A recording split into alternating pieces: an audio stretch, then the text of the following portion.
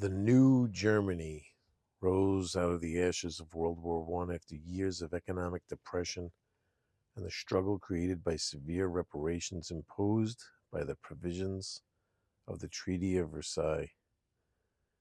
Germany was faced with the imposition of extreme economic penalties resulting in widespread poverty, unemployment, loss of sovereign territories, limits on military strength, and a ban on production of weapons and war materials. As Hitler and the Nazi Party rose to power in 1933, a plan was set in motion by appointing a new director to lead the National Physical Fitness Authority, who set the stage for standardizing Germany's popular and traditional shooting sports. It was well known that Hitler's desire was for all shooting organizations to combine into one like-minded group with uniform practices and purposes, and that the accepted firearm for use in this program should be an economical, small caliber rifle which mirrored the planned standard issue military firearm, the K98K. Let's take a look.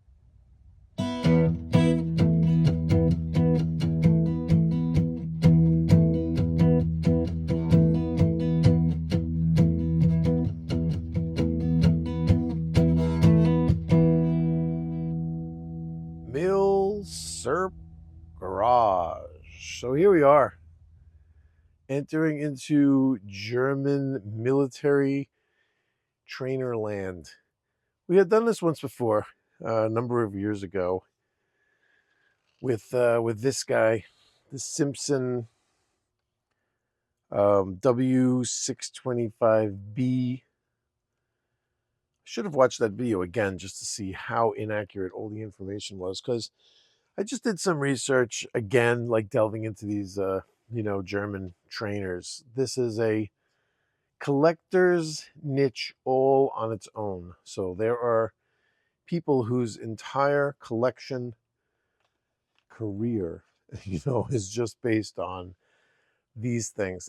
It's an incredibly fun way to collect because of all the different little nuances and all this huge diversity among these rifles, the progression.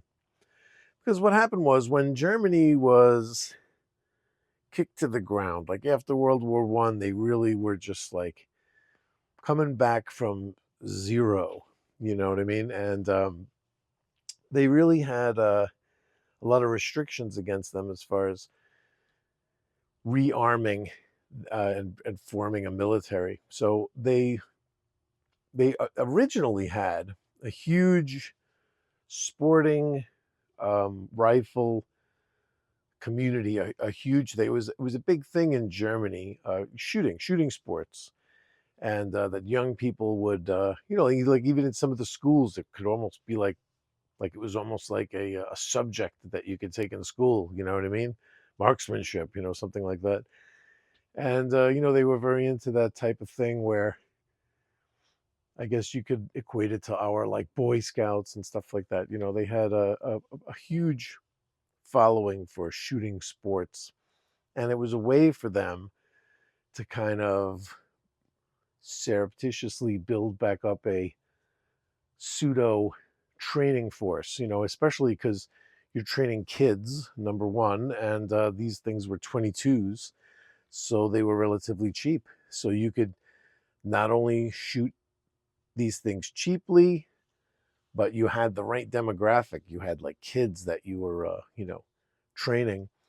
And, as Germany started to first surreptitiously kind of build these things up, then it became just kind of obvious, and they weren't hiding it anymore.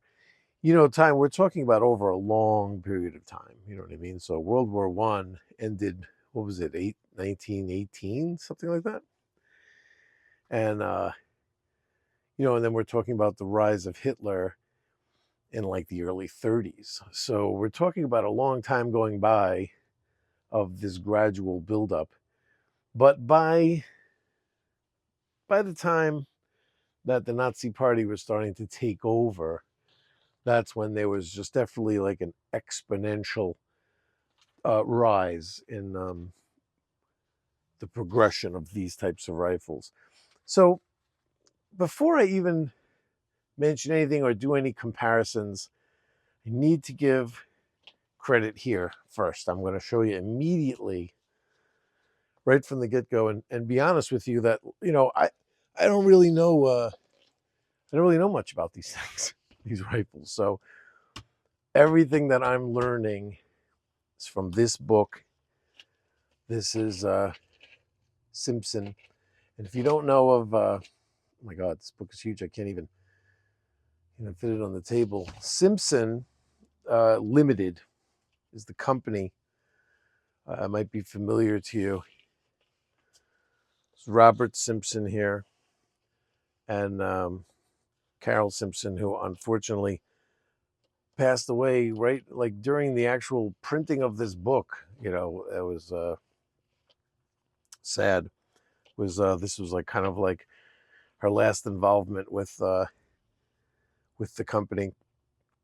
But Robert Simpson is probably one of the greatest collectors and knowledge bases of these types of rifles.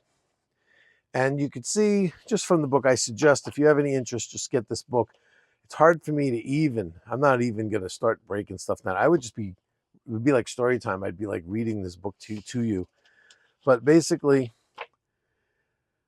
these things started out as DSM was the first adopted rifle. And like I said, there's so many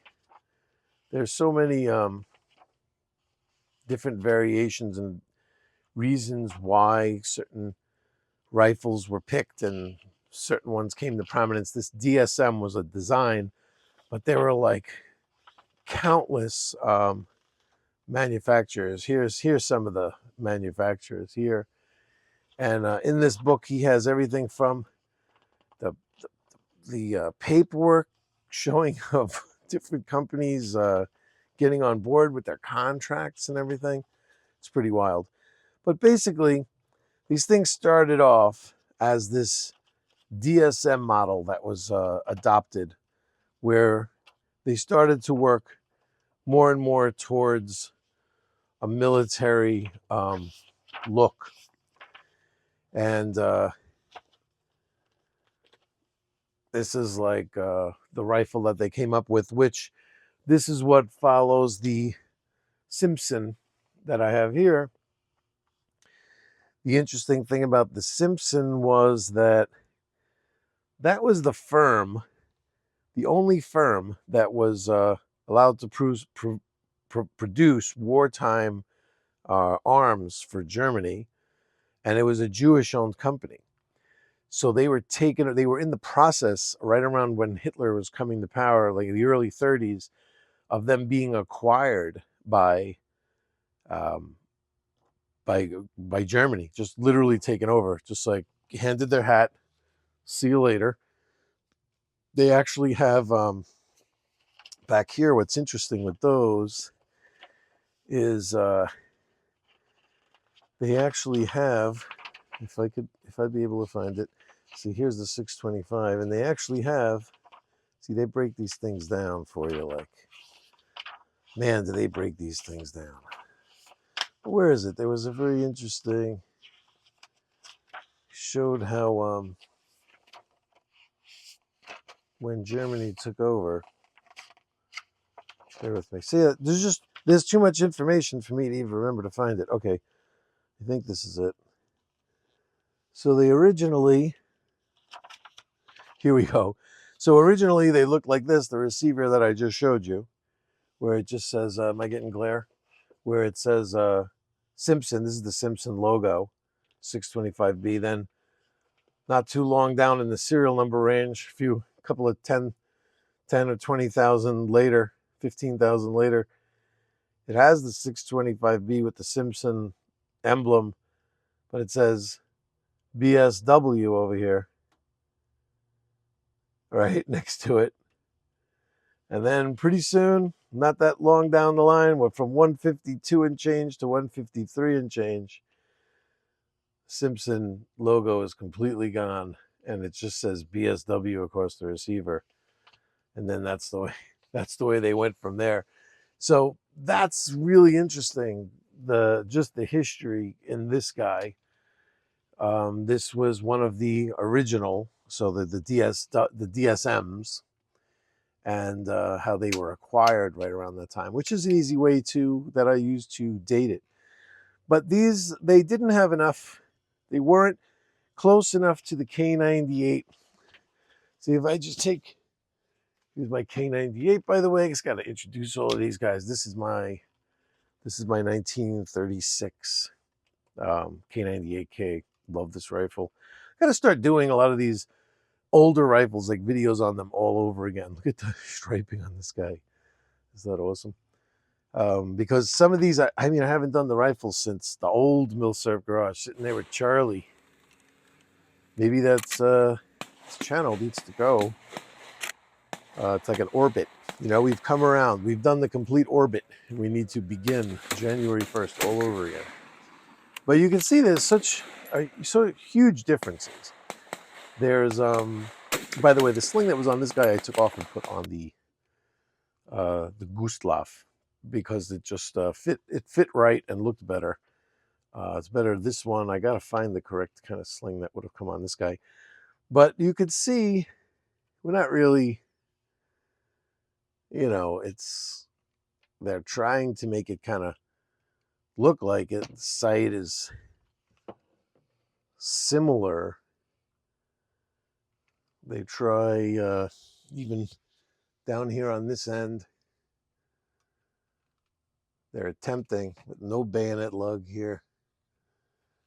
And just forget about even just aesthetics, how it looks, even just the action, how it operates is different. These are cool. They get the point across. They're similar in weight, but the SA wanted to do better. They wanted to do better, and when they moved to the next step, which was the KKWs. So all of these names. So the DSM, those were Duchess Sport Model. You got to excuse my non-German speaking. I'm going to do my best, but that's what the DSM stood for. And the KKW is Klein Caliber Wirtsportgewehr. That was the KKW. KKW, see, a lot of these firms contracted for the production rights of the DSM, and everybody switched over. They still produced this DSM in some numbers because Germany needed so many trainers. But all of these manufacturers switched over in 1938 to this KKW design. It was adopted and replaced the DSM. And at that time was when there really wasn't that much need for secrecy. So they could be they could come much closer to making what looked like a war rifle, their K98. It didn't have to look like a coincidence anymore that you're like, oh no, we're just making rifles for 22s for kids to play around with. It's kind of obvious they were duplicating the actual war rifle for training purposes. It was exactly like it. They could come that close at that point, And during this period, the SA, that's the Sturm Abteilung. That's what the SA stood for, Sturm Abteilung.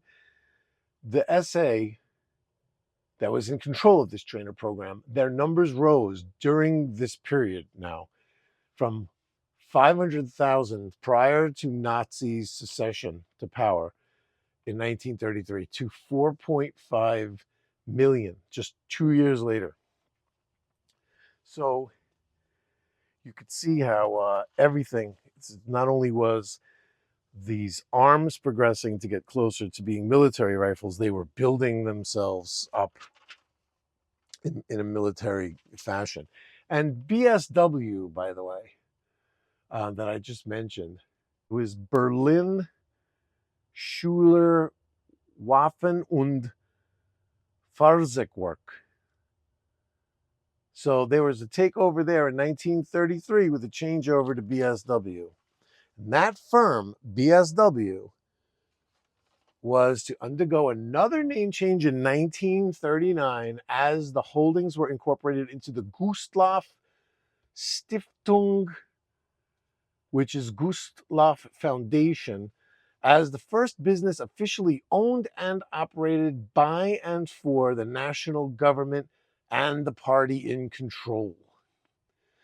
So the DSM problems were that it didn't mirror the handling, appearance, and operation of the K98K closely enough. And the reason was they rushed to obtain them and had an insufficient budget back in the day. But those things changed with the SA. The SA revoked the approval of the DSM. They still used them until a replacement was available. And actually up to 1/3 of the rifles from were allowed to be used from BSW. That model 625B that I showed you there, that was changed to from the 625B. They were allowed to use 1/3 of them as long as the other 2/3 were from DSM. And then the switchover came to KKW. The KKW in this book, it shows you they're manufactured by, I mean, here, I'll show you a quick look before we compare these two. Let me see. So in the book, you see up here in the corner that you're going through DSM, DSM, DSM, all of the information on those, and it'll switch because, it goes in chronological order. Then it switches here. It shows you the history and development of the KKW, all of what I'm talking to you here. And then here's all the different manufacturers. See, so here's Gustloff. You see, I have it marked off in mine. So here's this guy. And it shows another one, a ZF-41, a very rare one with a scope. A lot of people thought this was to train snipers. He explains in here, no, they were actually going to have infantrymen, that some of them had a marksman rifle. So this is, if you see, this is not a sniper scope. This is a long eye relief scope, like your eyes way back here. This is like what they call like a spotting scope or something. It's basically, it doesn't really have much magnification. It's just it's like the modern era, like red dot kind of like thing. You know what I mean? I have a Mosin set up with a scope like this, and it's awesome. Definitely have to get these rifles back on the table. So he breaks down Gustloff, and I'm able to date it because right before they were starting to be made in Buchenwald. And my serial number falls right over here somewhere in the 261s. So right before the changeover in 264 here, they went to being made in Buchenwald in 1943. So I could date mine to 1942 very easily that way. But if you see here, then there's a Mauser KKW small banner. Then there's a Mauser large banner. There's a, look, they have everything for them here, the manuals, all kind of stuff. And then they break down the serial numbers of those. And then there's a Walther.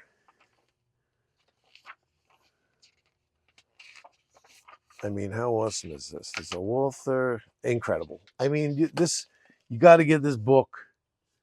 It's huge. It's a huge book.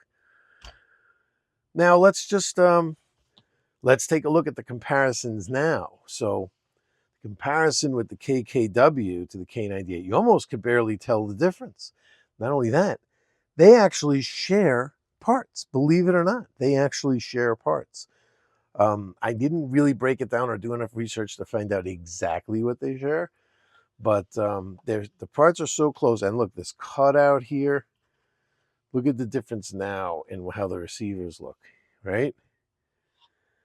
You know, look at the sight. And up here by the, look at that. Now, what I mean about some of these parts interchanging, like, look, if you take a look over here, right? There's this barrel ring. It has the button here. The K98, it's interesting. It has one here. It has one on both sides, which is interesting. And the K98 does not. It only has one on one side. Whoops. But you could see that these are the same parts. The handguard, right? This handguard, it's cut here, but it doesn't have a ring here. There's no ring holding it together here. There is here, but not here. You can see it has the edge, same as this one that tucks underneath this ring. See, so it's the same handguard. From what I read, you can use a regular K98K handguard on the Gustloff. You just have to shave it a little bit to fit the barrel or something like that. So there's like, you have to make a little bit of a modification, but it is the same part, you know. And you can tell they're the same parts because, so let's see, let me get these up here in a configuration. Here we go. Or actually, I don't even need the K98 here anymore. Let's get him out of here. We'll have you back on the table soon, buddy. Don't worry. But what's interesting is, so for the K98K, we have a muzzle protector here. It flips up not to shoot through it. Don't ever, a lot of people think, oh, you flip it up so you could shoot through it. No. You flip it up so you could run a cleaning rod through, and it actually is supposed to prevent the cleaning rod from abrading on the end of the muzzle where it could wear out the muzzle. It's not to shoot through it, and it's certainly not going to pop out of the way to protect it. If you shoot, it's going to blow it apart, and maybe you too. So you got to be careful with these things. It's easy to forget that this is on there when you go to the range, so you have to really be careful. I don't know if you have to put like a piece of red ribbon hanging from it so you don't forget. I mean, I don't know, something like that, because it's easy to forget when you go to the range. When you go to the range, you got a lot on your mind, you know what I mean? And this is something that's easy to forget, but it to show you that they wanted everything. Look at that, right on there, perfectly. They wanted everything that could fit and go on the K98 that if you wanted to train with. So, and we're even talking about, here's my bayonet. Here's my bayonet info. I went crazy one day and documented all my bayonet stuff. This is from my books, my bayonet book, the awesome bayonet book. What book is that again? Where is it? Oh, here. This is an incredible book. Bayonets of the World, complete edition. Who is it by? Paul Kaesling. What an awesome book. It's like this. It's not like one of these like gun porn books where they have beautiful pictures of them. They don't. But it's for research only, and it has like everything. So if you really want to go bayonet crazy, that's the book. And then I mark exactly what number it is and on what page. So for bayonets, here's the German bayonet. Does it fit on there and operate as it should? Oh, you bet. And you might say, oh, but it doesn't have a barrel ring, the German bayonet. So if you use any of the other bayonets, like, let's say, the Yugo style bayonet, which here's the information on that guy. Getting a lot of glare today. Boom. There's this guy.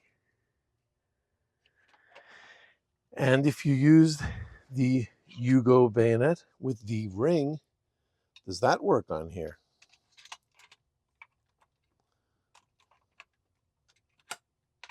You bet it does. Fits perfectly. So these were definitely made to replicate a K98. That's the bottom line. They made the sight, they made the receiver, they made the bolt function, certainly the weight, dimensions, feel, balance, everything. The only difference you'll feel from firing this to a K98 is the recoil, obviously. Which with a K98, it's not crazy. You know, it's not known to be a rifle that really busts you up. You know, the 8mm round is powerful, but this is a heavy rifle, and it's you know, in its controlled feed design would be something that you definitely have to train with. It has a certain way of operating with controlled feed. Give you a quick little insight into that. Let's see, what do we got here? Well, first I could get out my here's my 22 realistic snap caps. Check out these realistic snap caps, by the way, on their website. You use coupon code Milsurp Garage, one word, and you will still get a discount on buying these things there. I love them. They are not a paid sponsor. I just sponsor them because I think these things are awesome. Now, with this rifle, you're not learning how to load or anything like that. There is no magazine. There's no nothing. It's just no nonsense. Drop one in. Again, these are inert rounds. Don't ever fool around with live rounds doing this when you're not intending to shoot, because anything can happen with these 22s when you're slamming bolts around and stuff. But there is no controlled feed. You're just dropping it right in here, closing on it, bang, you're shooting. And it has an ejector, an extractor, and an ejector, of course. But that's how they function. So you're not really learn. There is no. Oh, actually, look at that! Wow, that's interesting. It does have controlled feed. It does. It is picking it up. Look at that. Yeah. And that is at least slightly similar to the actual K98. But I've done videos. Look at my K98 videos. I've done videos on this controlled feed before. It's an interesting aspect of the K98. And, you know, for real training on loading the stripper clips in and all of that kind of stuff, you definitely have to take over at some point and train on the real rifle. But if you're brought up as a youngster with one of these that you're going to shoot all the time and you're shooting competitions and stuff, you're going to be totally used to the safety, you know, how the bolt works, everything. Even to take the bolt out, you're even using one of these guys over here. And here's the bolt. Awesome, right? Sorry, bumped the camera there. What an awesome rifle. So shooting it, what is it like to shoot these things? Yeah, that, like, you could forget about the whole history of German trainers and you know, and this whole progression of rearmament of Germany, you know, this interesting stuff. But tell you, if you just want a 22, a bulletproof 22, you don't mind a single shot. You know, you don't need to be loading up like, you know, 100-round drums and going crazy. You just want to sit and do some nice, calm, accurate shooting with like some beautiful looking open sights. These are awesome. These are good for like indoor range, nice and quiet, nobody around. You shoot shorts in this thing, or, you know, like CB caps, whatever, and you don't even need ears. You know, the barrels are long, they're heavy. And if you're recoil or sound sensitive, you know, some people, they've been through things, and or they've you know, they're for one reason or another very sensitive to cracks, the crack of a rifle. And there's a lot of people that can be turned off to shooting sports just because they're afraid of the explosion. You know what I mean? And there's people that have been shooting for years that have a hang up that they're if you watch them shooting and they have they think the gun is loaded but it's not, or a round doesn't go off or something like that, and you see huge flinch or recoil anticipation or wincing. Those are things that even veterans of shooting can't get rid of. And shooting one of these can help with that because it brings on a certain type of confidence when you're shooting, where that the recoil, the sound, the impulse, the recoil into your shoulder isn't there. So you're able to more concentrate on the actual shooting part of what's going on. And that if you shoot like that for a long time, that when you add in the recoil and the thunderous explosion, it doesn't affect you as much because your muscle memory or your training in shooting is there already. I mean, I'm sure that worked for the Germans too. I mean, the Germans were known during World War II for their exceptional marksmanship, and coming from that background of shooting a rifle that was exactly like the military rifle, you got to admit, when we brought soldiers into our military, they probably had never fired an M1 Garand before. It's not like M1 Garands were all over the place out there, and kids grew up shooting 22s or shotguns that had similar, aesthetics, like normal commercial guns didn't follow those parameters that the military rifles had at all. Maybe in 1903 a little bit. It's kind of like the shape of just a normal bolt action hunting rifle, but that's about it. And when they came into the military, they had to start learning right then and there about how an M1 Garand functions, how it works. I mean, they were kind of brand new, so there is something to be said for that we had something that was cutting edge that we had to learn, but we had to have been outpowering the Germans with the semi-automatics when they were, still firing 5-round stripper clip bolt actions. Had to be a factor. But the fact that the Germans were so used to these rifles that they came it was like second nature shooting them. For a lot of these older men had been shooting them from when they were kids. And so that's it. Listen, I recommend you looking around and trying to pick one of these up, but the amount of variations, the amount of different ones and all kinds of stuff, it's daunting. You're gonna find a lot of them that are duffel cut. This one supposedly has a duffel cut under here. I took all of this apart and I looked at it over here.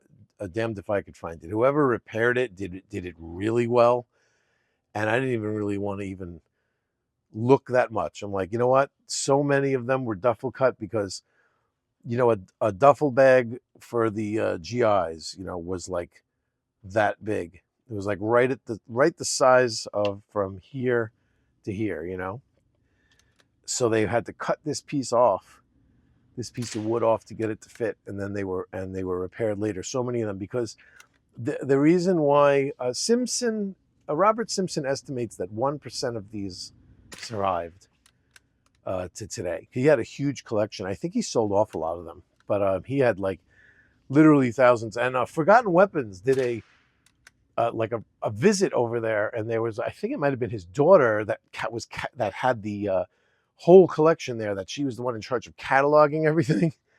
And there were just thousands of them in racks all lined up. It was amazing, and so you should check that out. Look up that Forgotten Weapons video on Simpson, and you could see how many that he has there. But there are so many of them were brought home by GIs that they mostly exist here. So you'd think they probably have all the nice ones in Germany. Not so. Anything in Germany was kind of destroyed, and a lot of the ones that are nice most of the ones that were nice were ones that were brought home. So you could find them here. But my suggestion, before you do anything, cheap insurance against getting screwed when you buy one of these. Just get this book. I like it. I keep mine like when I'm laying around and just like reading it. I keep the dust cover off because I love this, how this looks. What an awesome compiled by Robert Simpson.